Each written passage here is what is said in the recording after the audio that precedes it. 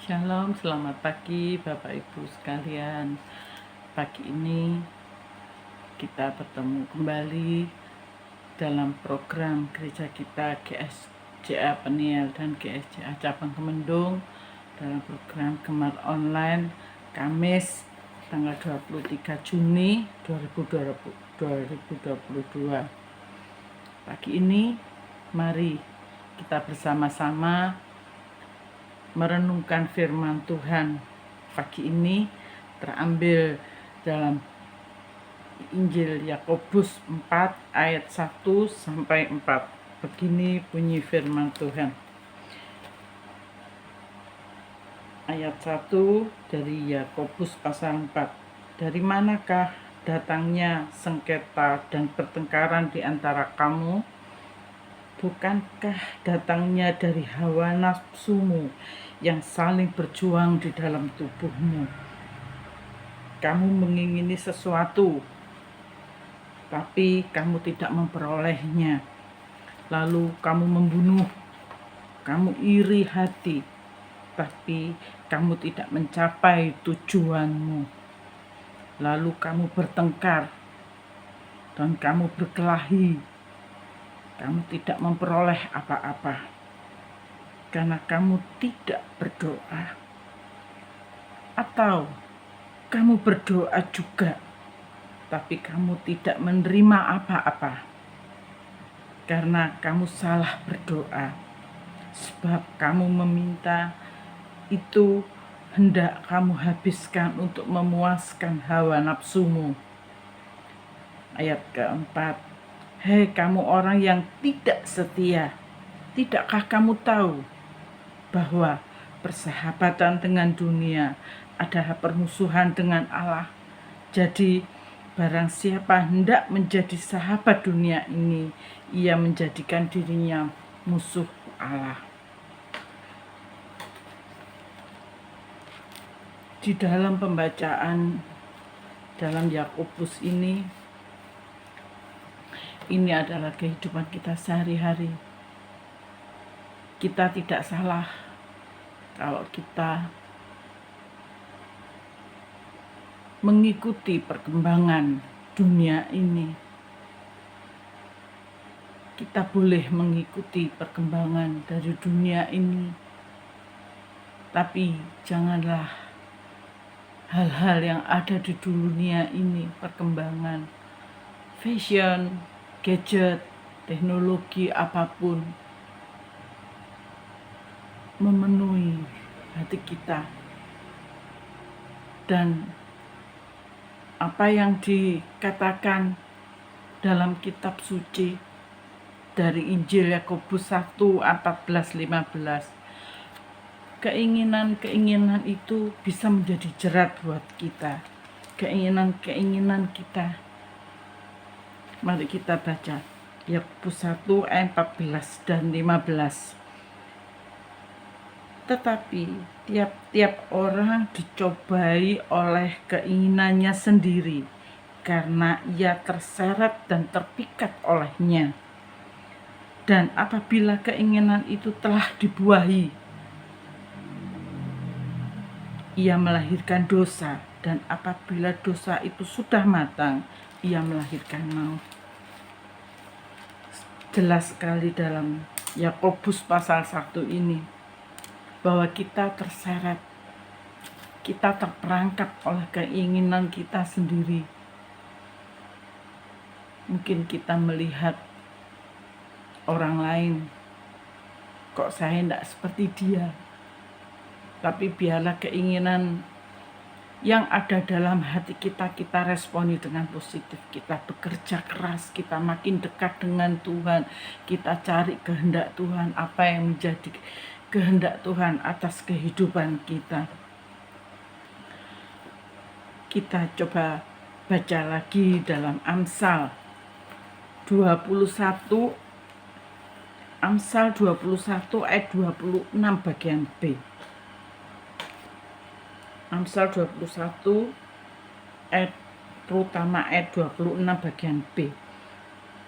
Keinginan bernafsu sepanjang hari tapi orang benar memberi tanpa batas. Jelas keinginan itu tidak ada batasnya. Satu keinginan tercapai, kita akan pasti mempunyai keinginan lebih lagi, dan tidak terbatas, tidak ada batasnya, dan itu akan menjerat kita, menyeret kita dalam dosa-dosa dan terjebak dalam pencobaan-pencobaan. Kita baca lagi dalam Amsal 25 ayat 28. Amsal 25 ayat 28. Orang yang tidak dapat mengendalikan diri adalah seperti kota roboh temboknya. Dalam suatu kota kalau tanpa tembok sekelilingnya, tanpa perlindungan, banyak hal bisa terjadi yang bisa mengganggu kota itu. Sama seperti kehidupan kita, kalau kita tidak salah mengikuti perkembangan dunia, perkembangan gadget, fashion, apapun itu, tapi kita harus mengendalikan diri, menyesuaikan kemampuan kita, membatasi diri dengan apa yang kita bisa. Kita baca lagi dalam Galatia 5 ayat 16. Galatia 5 ayat 16 begini bunyinya. Maksudku ialah, hiduplah oleh roh, maka kamu tidak akan menuruti keinginan daging. Tidak mudah memang kita mengendalikan diri, tapi kita punya Roh Kudus. Roh Kudus akan memampukan kita. Dan di gereja kita ada program gemar membaca Alkitab rutin. Kita bisa setiap hari mengisi hati kita, mengisi dengan firman Tuhan. Setiap hari kita isi hati kita dengan firman Tuhan, dengan Roh Kudus Tuhan. Kita akan mampu mengendalikan diri karena kekuatan dari Tuhan. Terima kasih. Semoga renungan pagi ini bisa memberi kita hikmat, kekuatan, kemampuan, pengertian bahwa kita bisa dan tidak perlu menuruti keinginan daging kita, supaya kita semakin hari semakin mempunyai karakter seperti Kristus, bukan karakter dunia. Kita merindukan mempunyai karakter seperti Kristus, mempunyai hubungan yang lebih dekat lagi dengan Kristus. Terima kasih, mari kita berdoa.